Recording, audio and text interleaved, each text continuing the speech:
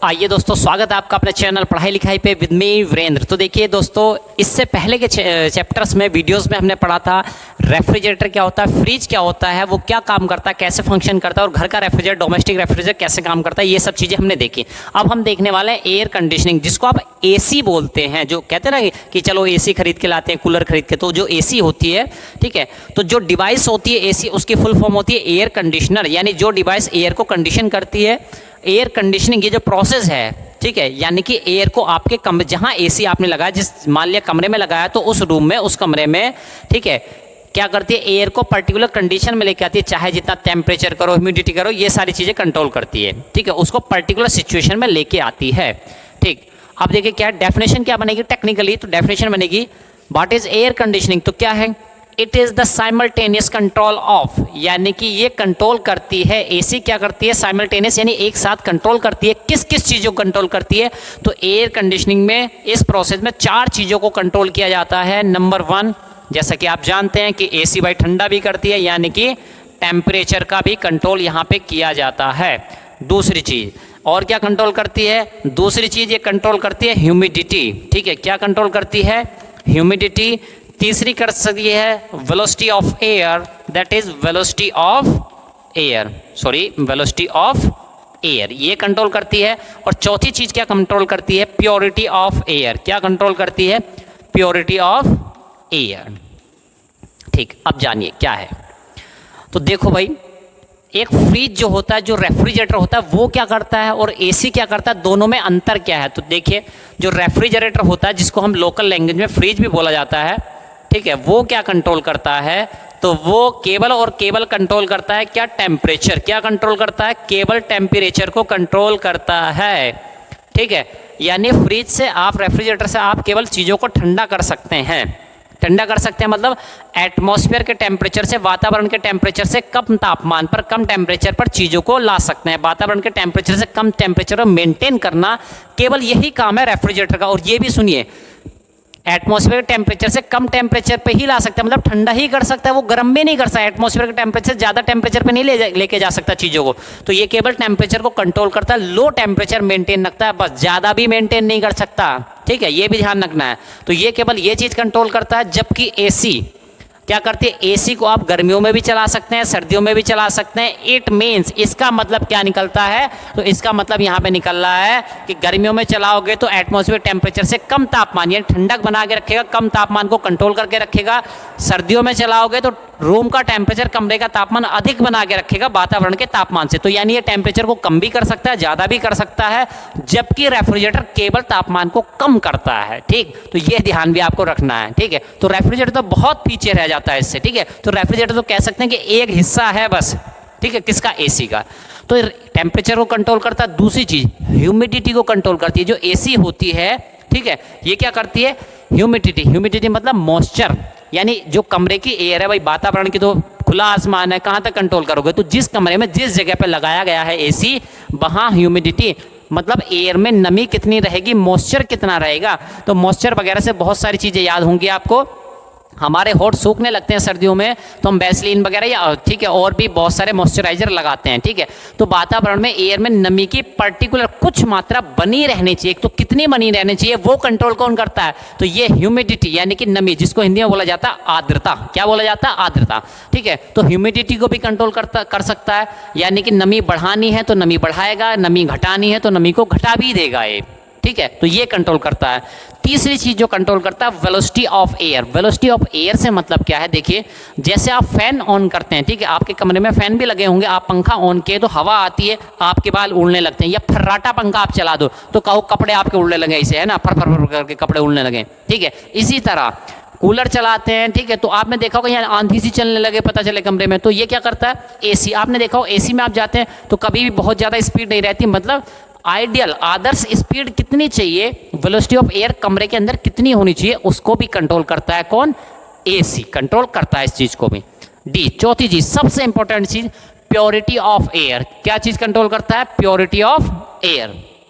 मतलब कि भाई आपके कमरे के अंदर एसी लगी हुई है, बाहर गाड़ी चल रही है, बाइक चल रही है, कार है, बस है, ट्रैक्टर, दुनिया भर की चीजें चल रही है, वहां धुआं है, तो वो धुआं आपके कमरे के अंदर तो नहीं आता अगर एसी यूज कर रहे हैं आप, ठीक है। तो यानी कि एयर की शुद्धता को बनाए रखना ये काम भी होता है किसका, एसी का।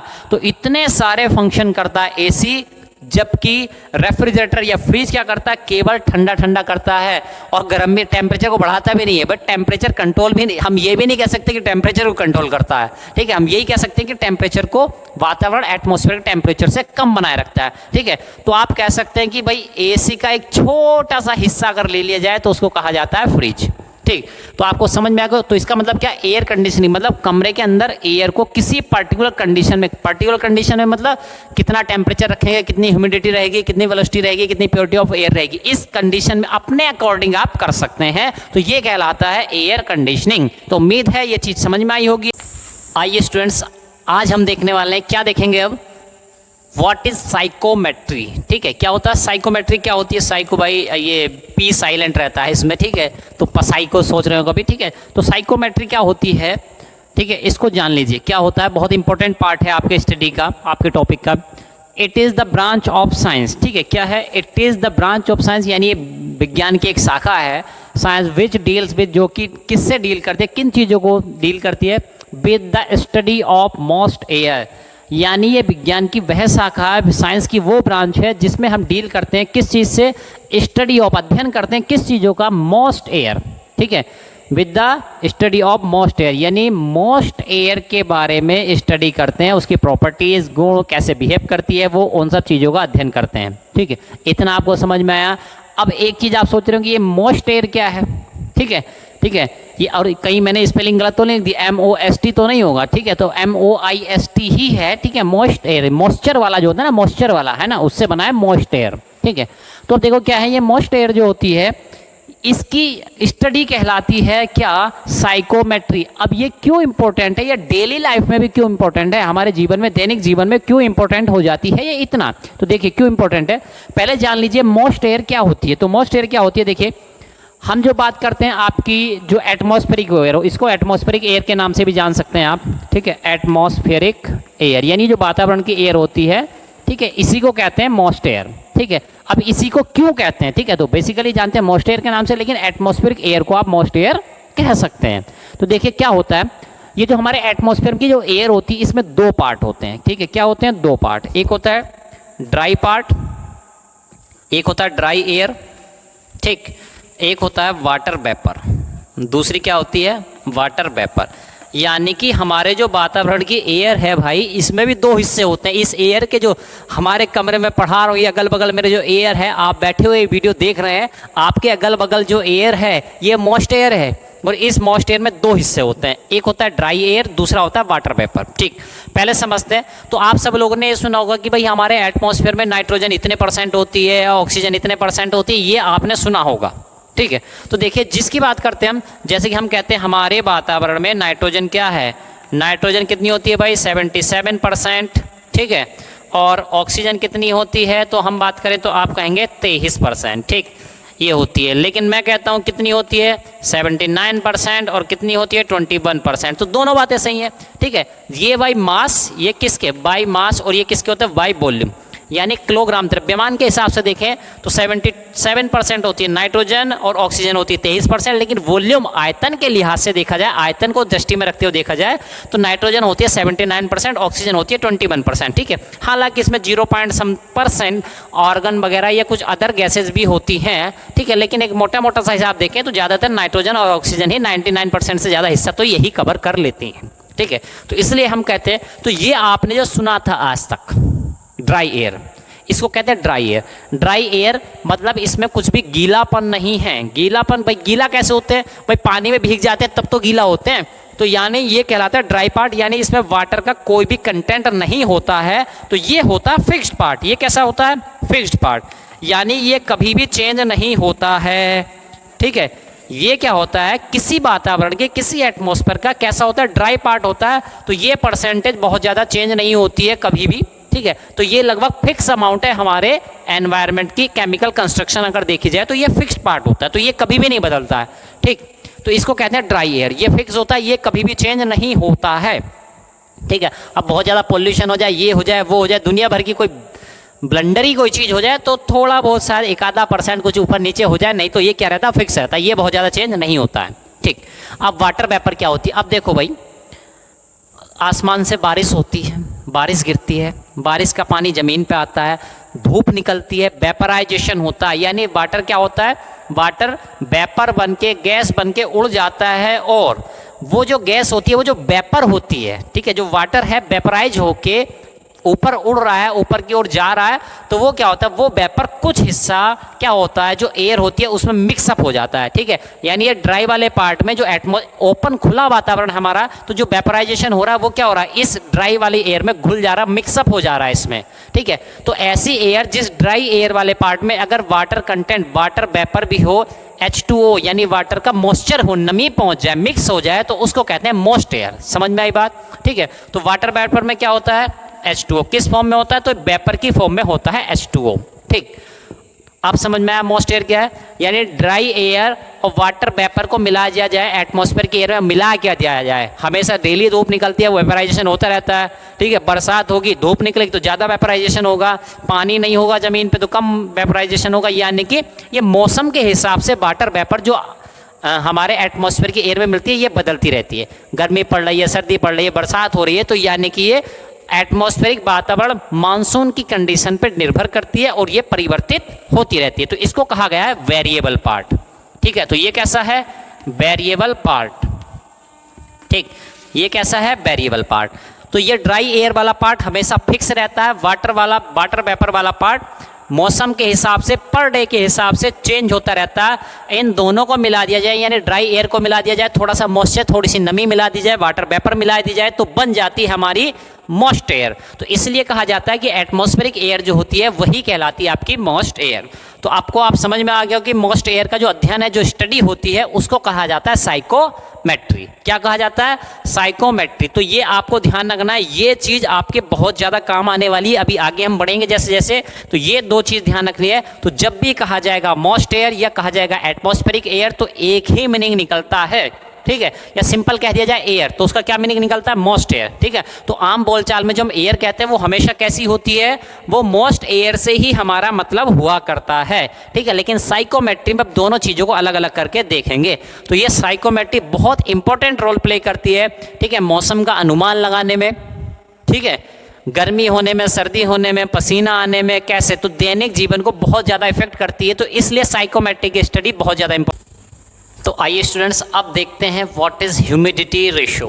ठीक है, तो एक साइकोमेट्री हमने पढ़ा कि भाई जो मोस्ट एयर होती है उसकी स्टडी कहलाती है क्या, उसकी स्टडी कहलाती है आपका साइकोमेट्री। ठीक, अब साइकोमेट्री यानी जो मोस्ट एयर होती है उसकी कुछ प्रॉपर्टीज़ होती है, कुछ क्वालिटीज़ होती है, कुछ कैरेक्टरिस्टिक्स होती हैं, उनके बारे में जानते हैं। देखिए क्या होता है, स्पेसिफिक ह्यूमिडिटी कह लीजिए, या ह्यूमिडिटी रेशियो कह लीजिए, या एब्सोल्यूट ह्यूमिडिटी कह लीजिए, तीनों टर्म एक ही चीज़ के लिए यूज होते हैं और इसको डिनोट करते हैं ओमेगा से। ये सिंपल आप ह्यूमिडिटी कह लीजिए। ठीक है, तो देखिए ह्यूमिडिटी क्या होती है, तो जैसे कि हम आपको बता ही चुके हैं कि भाई एटमॉस्फेयर में क्या होता है, एक ड्राई पार्ट होता है, एक क्या होता है, मोस्ट पार्ट होता है, यानी कि वाटर वेपर होती है। तो देखो क्या है, जैसे ये ले लिया हमने, कोई हिस्सा ले लिया एटमॉस्फेयर का, एक छोटा सा पार्ट ले लिया। अब इसमें क्या है, इसमें एक क्या है भाई, एक तो है मास ऑफ वेपर। तो भाई इसमें वाटर वेपर भी मिले, जो वेपराइज होकर एयर में मिक्स हो गई है, वो वाटर वेपर भी है, MV मास ऑफ वेपर मैंने लिखा है। दूसरी चीज़ मास ऑफ एयर, जब A लिखा है मास ऑफ एयर, यानी ये ऐसे मिक्सअप है, ये सब क्या है, इस एटमॉस्फेयर में मिक्सअप है, यानी कुछ हिस्सा मास ऑफ एयर यानी ड्राई एयर की बात हो रही है। ठीक है, और कुछ हिस्सा क्या है, वाटर वेपर का, यानी मास ऑफ वेपर MV की बात हो रही है। अब देखो इसमें मिक्स है।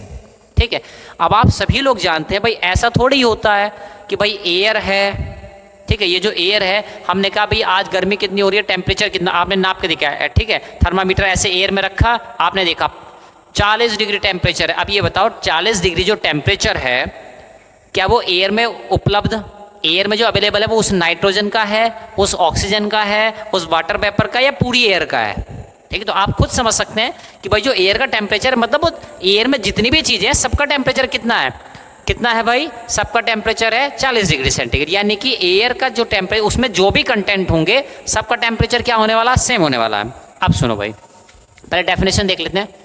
इट इज़ द रेशो, क्या है, it is the ratio, ratio मतलब अनुपात, it is the ratio of vapour, vapour का मतलब है वाटर वेपर, ठीक है। It is the ratio of vapour, जहां भी मैंने लिखा वेटर वेपर मतलब water vapour, it is the ratio of vapour to the, यहां पे सही कर लेते हैं इसको पहले, हाँ, it is the ratio of, ऐसे लिख लेते हैं, mass of vapour to the mass of air, air का मतलब ड्राई एयर, ठीक है। यहाँ पे लिख दें मास ऑफ ड्राई एयर, ऐसे करके लिख देते हैं, ठीक।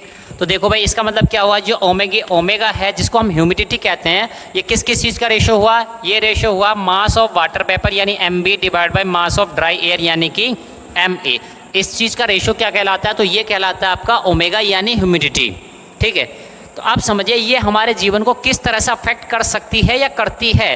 तो पहले हमने डेफिनेशन देखी, it is the ratio of mass of vapour, यानी इस एटमॉस्फेयर की जो एयर है, जो मोस्ट एयर है, उसमें कितना हिस्सा ड्राई एयर का है और कितना हिस्सा क्या है वाटर वेपर का। तो इनका जो रेशियो होता है, यानी वाटर वेपर का रेशियो ऊपर रखा है और नीचे क्या रखा है, ड्राई एयर का रेशियो रखा है, ड्राई एयर का मास रखा है। तो ये जो रेशियो कहलाता है, ये जो अनुपात कहलाता है, ये कहलाता है आपका क्या, ह्यूमिडिटी, ठीक है। तो ये निर्धारित करता है कि वातावरण में कितनी इस फॉर्मूले से निकालते हैं कितनी ज़्यादा ह्यूमिडिटी है, कितनी कम ह्यूमिडिटी है। अब सुनो, आगे चलते हैं। तो भाई देखो क्या है, अब हम इसको नापेंगे कैसे, भाई एयर में घुस के कैसे नापेंगे कि कितने किलो वाटर वेपर है, कितने किलो ड्राई एयर है। तो इसको नाप पाना थोड़ा मुश्किल है, मेजरमेंट कर पाना थोड़ा मुश्किल है। तो इसको थोड़ी आसान शब्दों में, आसान फॉर्मूले में, ताकि किसी एक चीज़ को नाप के हम बता सकते हैं कि भाई इतनी है, ठीक है। तो नापना भी तो जरूरी है, मेजरमेंट भी तो जरूरी है, बता दिया बस तुमने सुन लिया, ठीक है। लेकिन नापेंगे कैसे मेजर, तो उसके लिए थोड़ा आसान फॉर्मूला बनाने की जरूरत पड़ जाती है। तो चलिए दोस्तों, आपने एक इक्वेशन, आइडियल गैस इक्वेशन जो होती है वो होती है PV = mRT। ये इक्वेशन सभी लोगों ने सुनी होगी, ठीक है, ये इक्वेशन सभी लोगों ने सुनी होगी। तो देखो इस एयर में जो मोस्ट एयर है, वातावरण की एयर है, उसमें वाटर वेपर भी है जो कि गैस की फॉर्म में, वेपर की फॉर्म में, और ड्राई एयर है वो भी किसकी फॉर्म में, गैस की फॉर्म में। तो वाटर वेपर के लिए अलग से हम इक्वेशन लगाएंगे आइडियल गैस की, और ड्राई एयर के लिए अलग से इक्वेशन लगाने वाले हैं किसकी, आइडियल गैस इक्वेशन। तो देखिए मैं लगा रहा हूँ इस इक्वेशन को।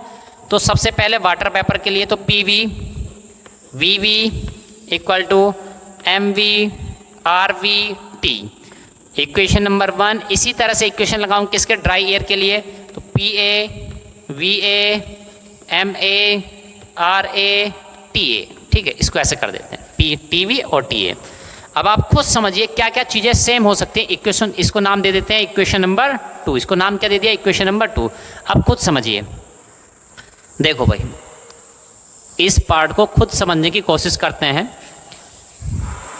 ठीक। मास of water vapour, temperature of water vapour, और क्या है भाई, प्रेशर ऑफ वाटर वेपर, और क्या है, वॉल्यूम ऑफ वाटर वेपर, ठीक। एक हिस्सा ये हो गया, दूसरा हिस्सा क्या हो गया, mass of air, temperature of dry air, pressure of dry air, volume of dry air, ठीक है। दोनों चीज़ें क्या है, ये एयर में मिक्स हैं। अब समझिए टेम्परेचर की बात करते हैं। अब मैं क्या करने वाला हूँ, equation 1 divide by equation 2, equation 1 को डिवाइड कर देना, भाग कर देना किससे, इक्वेशन नंबर 2 से। तो क्या बन जाएगा, देखिए तो ये बन जाएगा PV divide by PA VV divide by VA = MV divide by MA RV divide by RA TV divide by TA, ठीक है। इस तरह से इक्वेशन आपकी बन गई है। चलो आसान था, यहाँ तक तो बहुत ज़्यादा टेढ़ी चीज़ हमने कुछ नहीं करनी पड़ी।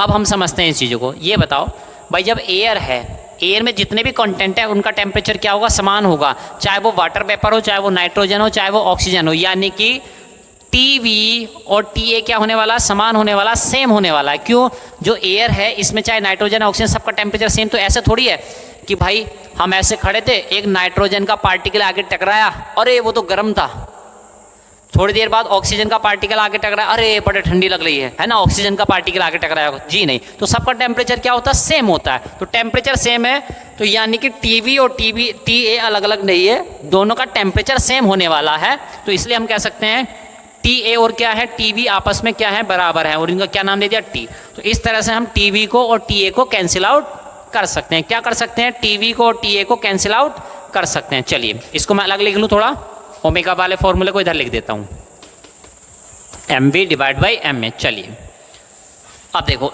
यहाँ पे एक टर्म में M B divide by M A, तो इसको तो मैं क्या लिख सकता हूँ, इसको लिख सकता हूँ मैं क्या, इसको लिख सकता हूँ ओमेगा। ठीक, अब एक चीज़ और समझिए, तो मैंने अभी तक ये लिखा P V divide by P A into V V divide by V A into इसको लिख दिया मैंने omega, M B divide by M A को लिख दिया ओमेगा, और क्या बचा into R V divide by R A, ये बचा। ठीक, अब देखिए वॉल्यूम की बात करते हैं, वॉल्यूम पे आते हैं, ज़रा समझिए चीज़ों को। जब वॉल्यूम की बात हम करने लगते हैं तो समझिए भाई, आपने ये पढ़ा होगा, जैसे सपोज करो एक परफ्यूम है, मैंने क्या लिया, एक परफ्यूम की शीशी ली, डीओ की शीशी ली, मैंने यहाँ से छिड़का, दो स्टूडेंट है, एक रूम के इस कॉर्नर में खड़ा है, दूसरा उस साइड खड़ा है। ठीक है, तो एक ने यहाँ से परफ्यूम छिड़कता रहा 2-4 बार छिड़का, तो क्या उसकी स्मेल दूसरे कॉर्नर तक कमरे के पहुँच जाएगी? बिल्कुल पहुँच जाएगी। ठीक है, आप स्प्रे को यहाँ छिड़को, परफ्यूम को, डीओ को यहाँ पे छिड़को, तो दूसरे कॉर्नर तक उसकी स्प्रे पहुँच जाएगी, स्मेल पहुँच जाएगी उसकी। यानी कि वो गैस के पार्टिकल ट्रैवल करके यहाँ भी गए, वहाँ भी गए, वहाँ भी गए, यानी पूरा कमरा उस स्मेल से भर चुका है, यानी उस गैस के पार्टिकल्स वहाँ गए होंगे, यानी उसने पूरा वॉल्यूम कवर कर लिया। इसी तरह अब दूसरे कॉर्नर वाले कमरे पे जो दूसरी जगह स्टूडेंट था, उसने क्या किया, अब उसने अपना डीओ छिड़का, स्प्रे छिड़की, तो उसकी खुशबू आप तक आ रही है।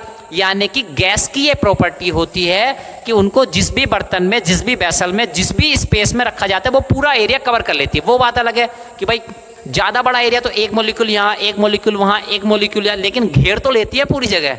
ठीक है, कहने का मतलब है वो पूरे स्पेस में, पूरी जगह में फैल जाती हैं। तो इसलिए हम कह सकते हैं कि ये जो वी वी है, चाहे ड्राई एयर हो चाहे वाटर वेपर हो, तो वो सारे एरिया में, पूरे एरिया में फैली हुई हैं, तो दोनों का वॉल्यूम क्या हो जाएगा, सेम हो जाएगा। यानी वी बी और वी ए आपस में क्या हो जाएंगे, बराबर हो जाएंगे। तो इनको भी हम कैंसिल आउट कर देते हैं।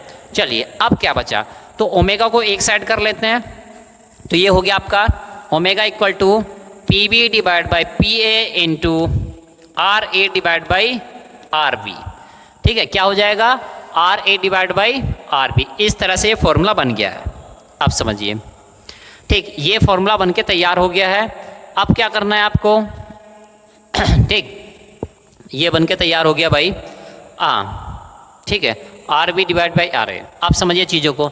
उसके बाद क्या करना है, ये आर ए आर बी, ये क्या होता है भाई, आपने सुना होगा यूनिवर्सल गैस कांस्टेंट, उसको मॉलिक्यूलर एम से भाग कर देते हैं, मॉलिक्यूलर वेट से, तो आर आ जाता है gas constant, particular gas constant आ जाता है। तो एयर के लिए और वाटर के लिए मैं दोनों की वैल्यूज रख दे रहा हूँ यहाँ पे। तो ये बन जाएगा P V divide by P A into 18 divide by 29। कहाँ से आया है, तो ये हमने कर दिया है सीधे सीधे, किसका फॉर्मूला रख दिया है, ठीक है, किसका रख दिया है, ये फॉर्मूला रख दिया गया है सीधे सीधे ड्राई एयर का और क्या कहते हैं वाटर वेपर का वैल्यू रख दी गई है ये। ठीक है, तो यहाँ से आपको बहुत ज़्यादा कंसर्न नहीं है, थोड़ा सा कंसर्न आपको क्या है, तो फाइनली ये जो फॉर्मूला आ रहा है वो आ रहा है 0.622 P V divide by P ए। ठीक है, ये फॉर्मूला आपको ध्यान रखना है।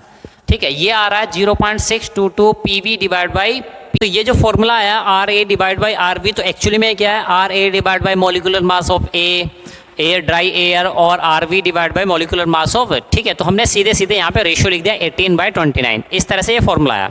अब देखिए, तो ये सारी चीज़ें आपको समझ में आई होंगी यहाँ तक। अब थोड़ा आगे चलने के लिए मुझे थोड़ा रब आउट करना पड़ेगा यहाँ पे। चलिए मैं रब करता हूँ इसको, ठीक है, और आगे बढ़ते हैं चीज़ों को लेके। ठीक, तो भाई क्या चीज़ हमारे लिए इंपॉर्टेंट है और क्या चीज़ इंपॉर्टेंट नहीं है। अब देखिए, तो मेरे पास फॉर्मूला जो है अभी आया है 0.622 P V divide by P ए। ठीक, अब एक चीज़ और यहाँ से समझिए, आपने पार्शियल प्रेशर का नियम पढ़ा होगा, पार्शियल प्रेशर का फॉर्मूला पढ़ा होगा, रिलेशन पढ़ा होगा, तो आपने देखा होगा कि भाई अगर कोई बर्तन है, कोई वेसल है, कोई स्पेस है, उसमें दो गैसेस भरी हैं, एक गैस भरी है ए, दूसरी गैस भरी है बी, तो दोनों इसी में भरी है। तो इस वेसल के अंदर जो प्रेशर होगा, टोटल प्रेशर जो होगा वो कितना हो जाएगा, वो हो जाएगा P of A plus P of B. ठीक है, तो इस वेसल के अंदर जो टोटल प्रेशर हो जाएगा पी ए गैस का pressure plus P B gas का प्रेशर, यानी ए गैस का प्रेशर प्लस बी गैस का प्रेशर, तो ये हो जाएगा। तो देखो क्या होगा, अब जैसे कि हम जानते हैं यहाँ पे कि जो हमारी मोस्ट एयर होती है उसमें दो चीज़ें होती हैं, एक ड्राई और एक वेपर, ठीक है। एक क्या होती है, ड्राई गैस होती है, एक क्या होती है, वेपर होती है। तो इसी तरह से हम लिख सकते हैं एटमॉस्फेयर या मोस्ट एयर के अंदर टोटल प्रेशर जो होता है, टोटल प्रेशर का मतलब क्या है, एटमॉस्फेयर का प्रेशर। ये भी ध्यान रखना, टोटल प्रेशर का मतलब क्या है, एटमॉस्फेयर का प्रेशर, यानी कि मोस्ट एयर का प्रेशर ही टोटल प्रेशर कहलाता है। तो इसको हम लिख सकते हैं PA प्लस PV। PA मतलब ड्राई एयर का प्रेशर प्लस PV का मतलब है वेपर का प्रेशर, ठीक। तो यानी कि यहां से आप देख सकते हैं, क्या मैं PA को ऐसा लिख सकता हूं, ठीक है, PA को क्या लिख सकता हूं, PT माइनस PV। क्या लिख सकता हूं, PT माइनस PV। तो यानी यहां से मैं क्या लिख सकता हूं, इस तरह से 0.622 PV divide by PT minus PV, ठीक है। अब देखिए ऐसा क्यों किया, क्या मुझे PA से कोई नफरत थी, भाई जाती दुश्मनी थी क्या इससे, ठीक है, कुछ नहीं थी। तो देखो क्या होता है एक्चुअली, हकीकत में इसको रब आउट कर दें, ठीक। तो अब देखिए क्या होता है, हाँ ये भी रब आउट हो जाएगा। चलिए अब देखिए हुआ क्या है, तो देखो PT जो होता है टोटल प्रेशर क्या होता है, जो एटमॉस्फेयर में एयर भरी हुई है इसका टोटल प्रेशर कितना होता है, तो आप ध्यान कर लीजिए ऑन एन एवरेज कितना होता है, 1 बार। टोटल प्रेशर की वैल्यू अगर आपको एग्जाम में ना दे तो आपको मान लेनी है कितनी, 1 बार मान लेनी है। और 1 बार का मतलब क्या होता है, 10⁵ न्यूटन पर मीटर स्क्वायर। न्यूटन पर मीटर स्क्वायर को आप पास्कल भी बोलते हैं, क्या बोलते हैं, पास्कल भी बोलते हैं। तो 1 बार, ठीक है। हकीकत में जो वैल्यू होती है एग्जैक्टली तो 1.003 इतने बार होती है ऐसे, तो अक्सर आपको दे देता है 1 बार, ठीक है। तो यानी अगर आपको या तो क्वेश्चन में, आपको क्वेश्चन पेपर में दिया होगा एग्जैक्ट प्रेशर कितना, अगर नहीं दिया है तो आप PT की वैल्यू मान लेंगे 1 बार। अब देखिए जब PT की एटमॉस्फेयर प्रेशर की आपको वैल्यू पता है तो आप केवल PV की वैल्यू निकाल के ही सब कुछ बता सकते हैं। यानी कि PV वाटर वेपर का प्रेशर आपको अगर पता चल जाए तो आप बता सकते हैं कि एटमॉस्फेयर में नमी कितनी है, मॉइस्चर कितना है। यानी केवल एक वैल्यू PV पता करके आप बता सकते हैं कि एटमॉस्फेयर में, वातावरण में आज नमी कितनी है, ठीक है। तो इसलिए इस फॉर्मूले को, तो ये 2 फॉर्मूले आपको याद रखने हैं, this one and this one. तो ऑब्जेक्टिव क्वेश्चन टाइप के आने की संभावना बहुत ज़्यादा बढ़ जाती है इन 2 क्वेश्चन से, ठीक है। और साथ में साथ ये फॉर्मूला भी पूछ सकता है, ठीक, ये दोनों फॉर्मूले भी आपसे पूछे जा सकते हैं, तो इनकी संभावना बहुत ज़्यादा बढ़ जाती है। तो अब देखिए दोस्तों, देखते हैं स्पेसिफिक ह्यूमिडिटी की यूनिट क्या होती है। देखिए ओमेगा जो फॉर्मूला था, मास of water vapour divide by mass of dry air, ठीक है। तो ऊपर भी मास है नीचे भी मास है, मतलब किलोग्राम ऊपर भी नीचे भी किलोग्राम। तो आइडियली हम क्या कहेंगे कि भाई इसकी कोई यूनिट नहीं होती, तो क्योंकि ऊपर क्या है kilogram, mass of water vapour, तो मास किस में नापते हैं, द्रव्यमान किस में नापते हैं, किलोग्राम में, ठीक है। मास ऑफ ड्राई एयर, तो ड्राई एयर का मास भी किस में नापेंगे, किलोग्राम में। ऐसा थोड़ी ना है भाई कि वाटर वेपर यानी चावल, किसी चावल का द्रव्यमान किसी और में तोला है ना, मास किसी और में तोला, और गुड़ का द्रव्यमान किसी और में तोला, ऐसे थोड़ी ना करेंगे यार, ठीक है। तो मास तो किलोग्राम में ही नापा जाता है। तो देखिए, लेकिन ऑब्जेक्टिव क्वेश्चन के लिहाज से मैं आपको बता दे रहा हूं, तो अगर आए what is the unit of, अगर क्वेश्चन ऐसे आता है यूनिट ऑफ स्पेसिफिक ह्यूमिडिटी, ठीक है, क्या आता है, ऑफ स्पेसिफिक ह्यूमिडिटी, अगर ऐसे आता है, ठीक है। 2 तरह से आपको कंफ्यूज करने की कोशिश कर सकता है, तो 2 ऑप्शन में दिखा दे रहा हूं आपको। एक देख सकता है आपको यूनिटलेस, कि इसकी कोई भी यूनिट नहीं होती है। बी दे सकता है किलोग्राम पर किलोग्राम ऑफ ड्राई एयर, ऐसे भी दे सकता है पर किलोग्राम ऑफ ड्राई एयर। तो आपको समझ जाना है, देखिए तो कहने को तो ये यूनिट लेस है, लेकिन कभी भी ऐसा ऑप्शन दे किलोग्राम पर किलोग्राम, तो देखिए ऊपर क्या है, वाटर वेपर, यानी वेपर के किलोग्राम में, नीचे क्या है किलोग्राम और किसके हैं, ड्राई एयर के। तो कभी भी ऐसा दे किलोग्राम पर किलोग्राम ऑफ ड्राई एयर, तो ऊपर किलोग्राम किसके हैं, वेपर के। तो यानी आप ऐसे भी कह सकते हैं kilogram of water vapour divide by kilogram of dry air, ठीक है। तो ऐसा ऑप्शन दे तो हमेशा आपको ये सही ऑप्शन मानना है, ठीक है। अगर ऐसा दे किलोग्राम पर किलोग्राम ऑफ ड्राई एयर, तो आपको हमेशा यही ऑप्शन सही हो जाएगा। ध्यान रखिएगा इस चीज़ को, ये कन्फ्यूजन क्रिएट कर सकती है एग्जाम में। लेकिन अगर ये किलोग्राम पर किलोग्राम ऑफ ड्राई एयर ना दिया हो तब आप मार सकते हैं यूनिटलेस, ठीक है। तो ध्यान रखना है किलोग्राम पर kilogram of dry air, it should be your first preference. तो पहले आंसर में ऑब्जेक्टिव क्वेश्चन में देख लें क्या दिया हुआ है, अगर ये दिया हुआ है तो यही हो जाएगा आपका राइट आंसर। अगर ये नहीं दिया हुआ है तब आप आंसर लगा सकते हैं यूनिटलेस, ठीक है। तो ध्यान रखना है, यहाँ पे कंफ्यूजन बहुत ज़्यादा होता है, और क्योंकि क्वेश्चन पैटर्न आपका MCQ यानी मल्टी चॉइस क्वेश्चन होने वाला, तो वहाँ पे ऑब्जेक्टिव क्वेश्चन आने के चांसेस बहुत ज़्यादा बढ़ जाने वाले।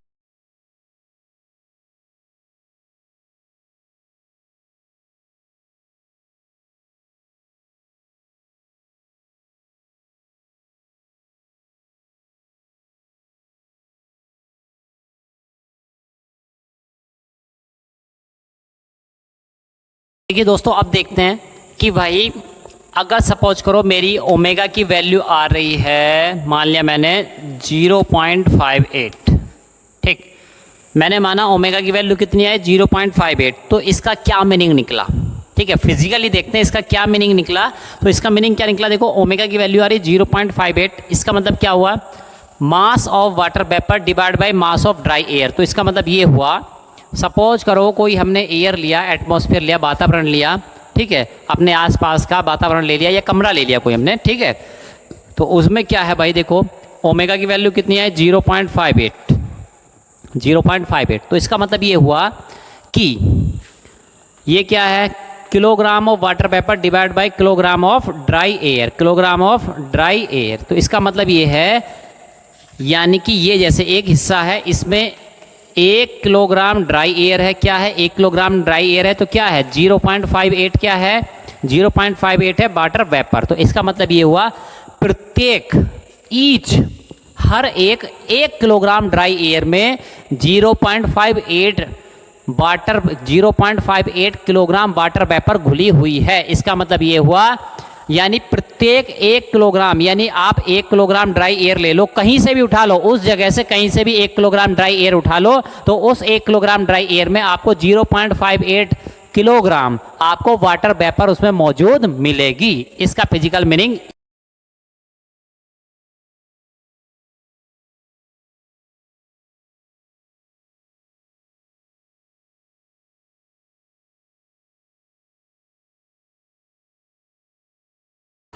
तो आइए स्टूडेंट्स, अब मोस्ट एयर की नई प्रॉपर्टी यानी कि रिलेटिव ह्यूमिडिटी की तरफ मूव करते हैं। क्या होती है रिलेटिव ह्यूमिडिटी और कैसे फ़र्क पड़ता है हम पे।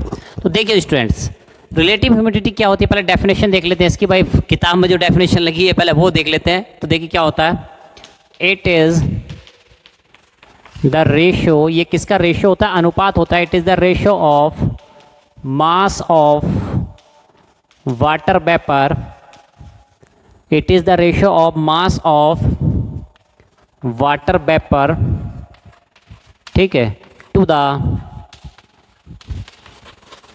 mass of water vapor under saturated condition, under saturated condition, under saturated condition। ये होती है डेफिनेशन किसकी, रिलेटिव ह्यूमिडिटी। इसको और हाँ, एक कंडीशन और ध्यान रखनी है, एट सेम टेम्परेचर। क्या रखना है, एट सेम टेम्परेचर, ठीक। तो ये टर्म्स एंड कंडीशंस इसके लिए भी अप्लाई हो जाती हैं। तो देखिए 5 से इसको डिनोट किया जाता है। तो देखते हैं हमको कैसे ये अफेक्ट कर रही है, पिछले डेफिनेशन से कैसे अलग है। तो देखिए क्या है, relative humidity 5, it is defined as the ratio of mass of water vapour to the mass of water vapour under saturated condition. यानी कि रिलेटिव ह्यूमिडिटी जो होती है 5, वो रेशियो है किसका, मास ऑफ वाटर वेपर का to the mass of water vapour under saturated condition. अब ये सैचुरेटेड कंडीशन क्या है, इसको जानना पड़ेगा हमें सबसे पहले, ठीक है। तो भाई मास ऑफ वाटर वेपर तो हम जानते थे कि भाई एयर में वाटर वेपर मिक्स होती है, लेकिन water vapour under saturated condition, तो पहले सैचुरेटेड कंडीशन हम स्टडी करते हैं, तब हमें समझ में आएगा कि ये लफड़ा क्या है, ठीक है। तो ये डेफिनेशन में अंतर हमें कब समझ में आएगा, तब हमें पता चलेगा सैचुरेटेड क्या होता है। आइए दोस्तों, तो उसके लिए एक एग्जाम्पल देख लेते हैं। देखिए आप खुद समझिए, एक गिलास लिया मैंने, एक क्या लिया, गिलास, इसमें पानी भरा है, गिलास में क्या भरा है, पानी। मैंने इस गिलास में 1 चम्मच चीनी डाली, कितनी डाली, 1 चम्मच चीनी डाली और चम्मच से घुमा दिया उसको, 1 चम्मच चीनी इसमें घुल गई, वेरी गुड। फिर मैंने दूसरी चम्मच चीनी डाली, उसको भी घोला, दूसरी चम्मच भी गिर गई, तीसरी चम्मच, चौथी, 5वीं, 6ठी, 7वीं, 8वीं, 9वीं, 10वीं, 10 चम्मच इसमें घुल गई, ठीक है। मैं पानी के गिलास में चीनी डालता गया, वो 10 चम्मच उसमें घुल गई। जैसे ही मैंने 11वीं चम्मच चीनी डाली, ठीक है, 11वीं चम्मच से चीनी डाली जैसे ही मैंने, तो इसमें क्या हुआ, ये चीनी पानी में घुलनी बंद हो गई। चीनी क्या हुई, पानी में घुलनी बंद हो गई। और ये कोई पानी और चीनी वाला कॉन्सेप्ट नहीं है, ठीक है, चीनी पानी कर रहे हैं हम, ठीक है। ये किसी भी लिक्विड के लिए हो सकता है, ठीक है, चाहे चाय में आप चीनी डालो, दूध में डालो, ठीक है, और कोई ज़रूरी नहीं चीनी और नमक भी डाल सकते हो भाई, कुछ भी हो सकता है, ठीक। तो यानी किसी लिक्विड में, ये जो लिक्विड था, ये सब्सटेंस जो था, इसमें आप चीनी डालते गए, एक लिमिट तक वो जाते जाते घुलती गई। जब उसकी लिमिट ओवर हो गई, यानी जब वो मैक्सिमम लिमिट पहुंच गई कि भाई अब इसके बाद इसमें चीनी नहीं घोली जा सकती, तो उसको कहते हैं सैचुरेटेड कंडीशन। यानी उसमें जितना मैक्सिमम घुल सकता था, मिक्सअप हो सकता था, उतना हो चुका है, तो उसको कहते हैं अब हम सैचुरेट हो चुके हैं, संतृप्त हो चुके हैं। कहते हैं ना हमारा मन भर गया, बस अब नहीं। कितने रसगुल्ले खाओगे? रसगुल्ले पे रसगुल्ले खाए जा रहे 10 खा लिए, 20 अब कितना खाओगे भाई? सैचुरेट हो गए, संतृप्त हो गए, और इच्छा नहीं है। ठीक, तो उसी तरह से यानी कि एक लिक्विड में आपने चीनी डालते गए तो उसके घुलने की लिमिट है। ठीक, अब इसका हमारे क्वेश्चन से क्या रिलेशन है समझो। इससे पहले हमने पढ़ा था स्पेसिफिक ह्यूमिडिटी, उसमें क्या होता था, यानी कि बारिश हुई जैसे, ठीक है, एटमॉस्फेयर है, वातावरण है, जमीन के ऊपर पानी है, धूप पड़ी, वेपराइजेशन हुआ, जितनी ज़्यादा तेज धूप निकलेगी उतनी ज़्यादा तेज वेपराइजेशन होगा, वो उतनी ज़्यादा तेज एटमॉस्फेयर की एयर में पानी यानी वाटर वेपर घुलने लगेगी। घुलती गई, धूप निकलती जा रही है, वाटर घुलता जा रहा है, यार कभी तो घुलना बंद होगा। ऐसा थोड़ी ना पूरी दुनिया का पानी सुखा दोगे वो सब एटमॉस्फेयर में मिल जाएगा, ऐसा थोड़ी ना हो सकता है। यानी कि उसकी भी एक लिमिट आएगी, उसकी भी एक सैचुरेशन कंडीशन आएगी। ठीक है, तो यानी कि पानी की वो मात्रा, वाटर वेपर की वो मात्रा, वो क्वांटिटी जो ड्राई एयर में अधिकतम मैक्सिमम घुल सकती है, उसको कहते हैं सैचुरेटेड। ठीक है, तो देखो भाई कहने का मतलब क्या है, आप एक सीधा सा एग्जांपल समझो। आप क्वेश्चन एग्जाम देने जाते हो, 100 नंबर का पेपर हुआ, क्या हुआ, 100 नंबर का पेपर हुआ, आपके आए 60 नंबर। कितने आए? 60 नंबर। ठीक है, आप देखो ऐसी बाकी सब्जेक्ट में भी नंबर आए। ठीक, तो यानी मैं क्या कहूँगा, 100 में से नंबर कितना है? 60 नंबर। तो मैं कहूँगा आपके 60% नंबर आए। 60% नंबर आए मतलब हर 100 नंबर में से आपके 60 नंबर आते हैं, यही तो कहूँगा।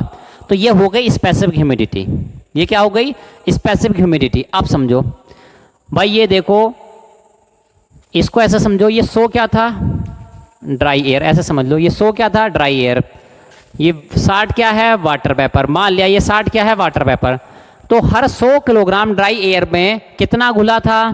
60 किलोग्राम वाटर वेपर घुला था। तो इस तरह से आपने निकाल दिया 60 डिवाइड बाई 100, तो आपने निकाल दिया था स्पेसिफिक ह्यूमिडिटी कि हर 100 किलोग्राम में 60 किलोग्राम वाटर वेपर घुली है।